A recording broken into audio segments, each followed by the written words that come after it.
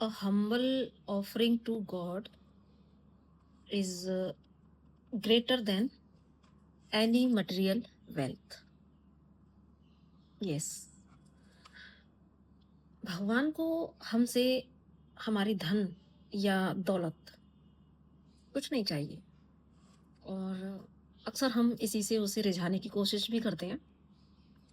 But आप थोड़ा-सा ध्यान से अगर समझेंगे तो क्या ये जो धन है, जो दौलत है, वो वो तो उसी का दिया हुआ है।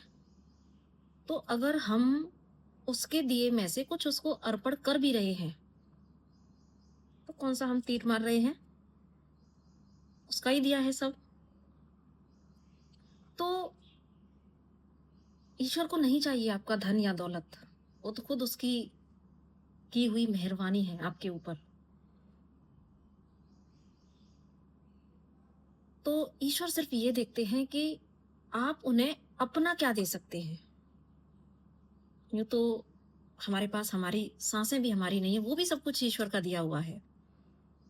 लेकिन जब बात ऑफरिंग की आती है, जो भगवान के लिए ऑफरिंग जब हम करते हैं, तो जो कुछ उसका है, उसमें से भी उसके दिए हुए में से भी कई बार हम उसको देने में कंजूसी कर जाते हैं, चाहे वो पैसे की बात आती है या पैसे से दान करें या कुछ भी करें। और ईश्वर इसके माध्यम से सिर्फ़ आपका भाव देखना चाहते हैं। और सबसे बड़ी बात, वो सिर्फ़ आपका ट्रू डिवोशन और फेथ, आपका सच्चा समर्पण और आपका विश्वास, ये आपका अपना है।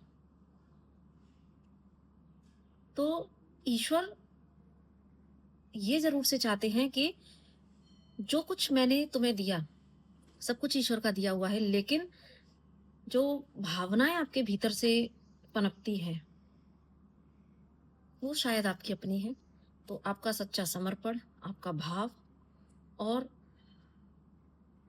भाव से निकले हुए 2 आँसू भी ईश्वर के लिए बड़ी ऑफरिंग बन जाते हैं। और जो हमने सुना है ना कि ईश्वर दे के भी आज़माता है और लेके भी आज़माता है। तो सज्जनों, सब कुछ उसका ही दिया हुआ है। अगर हम ऑथेंटिक कुछ दे सकते हैं ईश्वर को, तो वो है हमारा सच्चा प्यार, समर्पण, विश्वास, उस समय भी जब हमारे पास कुछ नहीं है या हम जीवन के वर्स्ट फेज़ में हैं, उस क्षण में भी।